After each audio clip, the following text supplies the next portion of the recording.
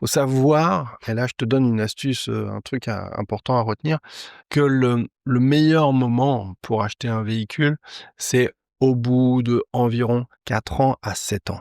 C'est-à-dire quand le véhicule, il a entre 60 000 et 120 000 kilomètres. Et pourquoi c'est intéressant de faire cela à ce stade? Eh bien, tout simplement parce qu'on va se retrouver avec un véhicule qui aura déjà absorbé, bon an mal an, 70 de la décote.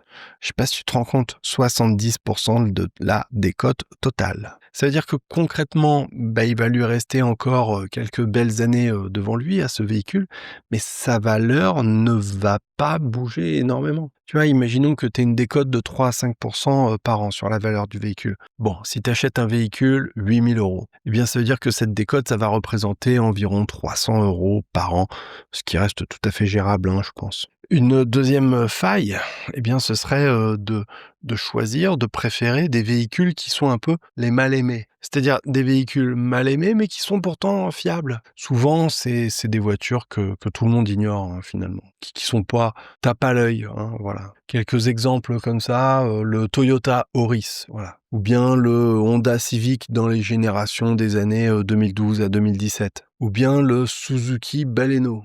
Tu vois, ces voitures sont en règle générale de bonnes voitures, mais qui ne sont pas, qui n'attirent pas le chaland, quoi, voilà, alors que pourtant elles sont super fiables. C'est-à-dire qu'elles font pas rêver ces bagnoles, mais elles ont l'avantage, d'abord, de rouler, de bien rouler et de ne pas te ruiner. Je pense que ça, c'est pas mal. Il y a une astuce que presque personne connaît par rapport à ça, c'est que en fonction des régions, dans certaines régions, eh bien, avec ce type de véhicule et de boîtier installé dedans qui tourne à l'éthanol, eh bien, tu vas pouvoir profiter d'une remise sur la carte grise. Tu m'as bien entendu, une remise qui fait que la carte grise devient gratuite. Ça, c'est vrai pour les régions. Alors, on a l'Île-de-France, les Hauts-de-France, l'Occitanie et d'autres. Voilà, ça aussi, il faudra prendre le temps de vérifier au moment où tu verras cette vidéo parce que c'est des choses qui sont amenées à évoluer au fil du temps, évidemment.